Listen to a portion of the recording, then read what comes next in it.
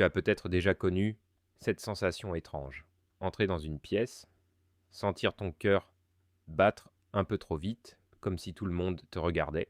Tu veux avoir l'air naturel, à l'aise, mais plus tu essaies, plus tu sens la tension monter. Ce décalage entre ce que tu veux être et ce que ton corps te renvoie peut devenir épuisant. Si tu te reconnais là-dedans, crois-moi, tu n'es pas seul. Et surtout, tu n'es pas condamné à rester comme ça.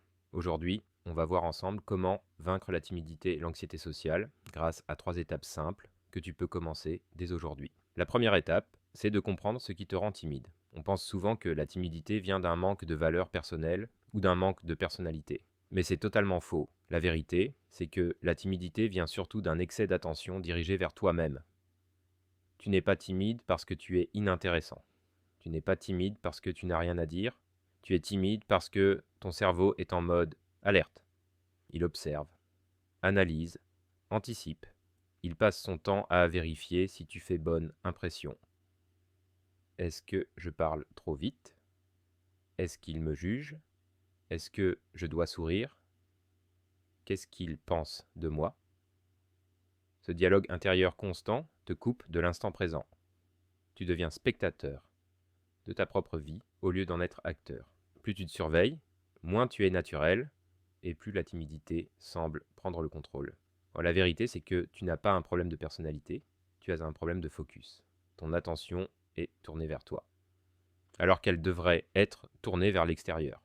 La deuxième étape, c'est de casser le cycle de la peur, un cycle qui se répète depuis des années sans que tu t'en rendes compte. L'anxiété sociale fonctionne comme un piège. Tu ressens de la peur, tu évites, tu te sens soulagé, et la peur grandit encore plus la prochaine fois.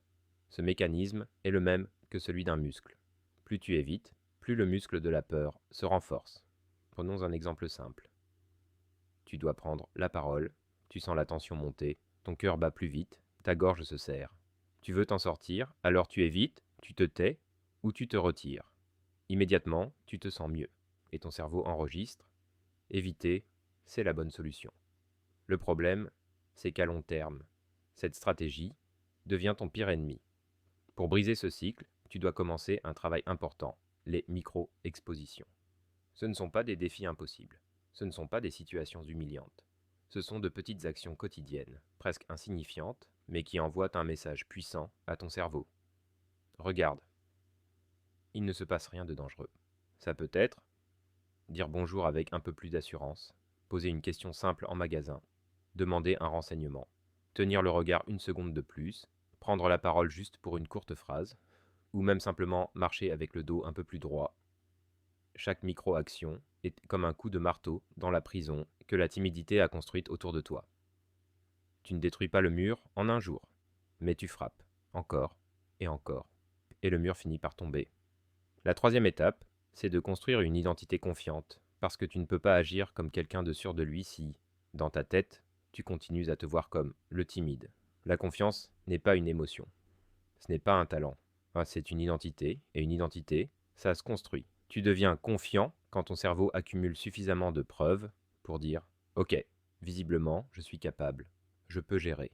Et ces preuves, tu peux les construire volontairement. Une posture plus ouverte, une respiration plus lente, une manière de parler légèrement plus posée, un regard qui ne fuit plus immédiatement. Ces comportements ne sont pas faussés, ce sont des signaux que tu envoies à ton cerveau. Ce sont des ancrages, et ton esprit finit par s'aligner sur ce que ton corps lui montre. Rappelle-toi, tu n'as pas besoin d'être confiant pour agir. Tu dois agir pour devenir confiant. C'est ce renversement qui change tout. Chaque petite victoire devient une preuve.